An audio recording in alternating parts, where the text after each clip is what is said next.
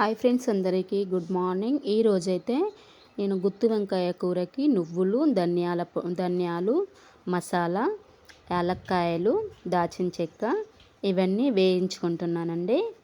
ఇవి కొంచెం వేయించుకున్నాక ఇందులో ఎండు కొబ్బరి కానీ పచ్చి కొబ్బరి కానీ వేసుకోవచ్చండి. నేను పచ్చి కొబ్బరి అయితే తీసుకున్నాను. పచ్చి కొబ్బరి ముక్కలుగా చేసుకొని ఇవి మనం వేయించినవి మిక్సీ పట్టుకోవాలి. ఇప్పుడైతే వంకాయలు అయితే ఈ సైజులో ఇలా కోసుకోవాలి.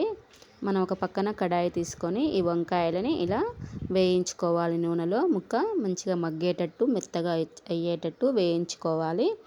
గుత్తి వంకాయ కూర కదా మనం చేసేది. ఈ విధంగా అయితే వేయించి పక్కకు తీసి పెట్టుకున్నాను. అదే నూనెలో కొన్ని పోపు దినుసులు అయితే వేసుకుంటున్నాను పోపు కోసము. ఇప్పుడు ఉల్లిగడ్డలు కూడా వేసేసుకుంటున్నానండి.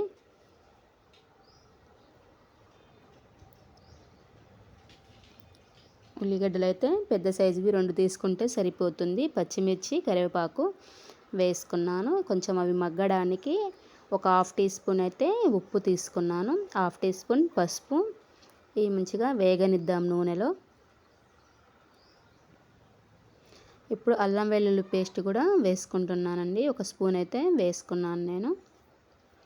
ఇది మొత్తం పచ్చివాసన పోయేదాకా వేగిద్దాం.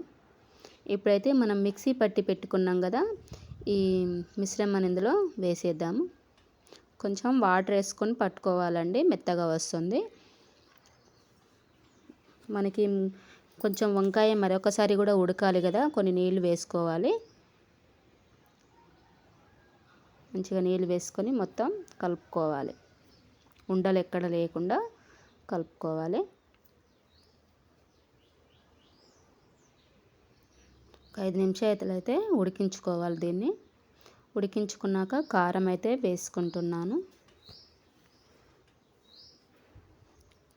కారం అనేది మన రుచికి సరిపడా వేసుకుంటే సరిపోతుంది, మనం తినేదాన్ని బట్టి. ఇప్పుడైతే వంకాయలు నూనెలో వేయించి పెట్టుకున్నాం కదా, అవి కూడా వేసుకుంటున్నాను. ఈ కారం, ఈ మసాలా గ్రేవీ అంతా ఈ వంకాయ ముక్కలకి పట్టేటట్టయితే వేయించుకుంటున్నాను. కొంచెం కొత్తిమీర కూడా వేసుకున్నాను. ఇదంతా ఉడకనిద్దాం. మనకి వంకాయ మెత్తగా ఉడకాలి కదండి పీసు, అందుకనే ఇదైతే వాటర్ వేసుకొని ఉడికించుకుందాం. ఈ విధంగా అయితే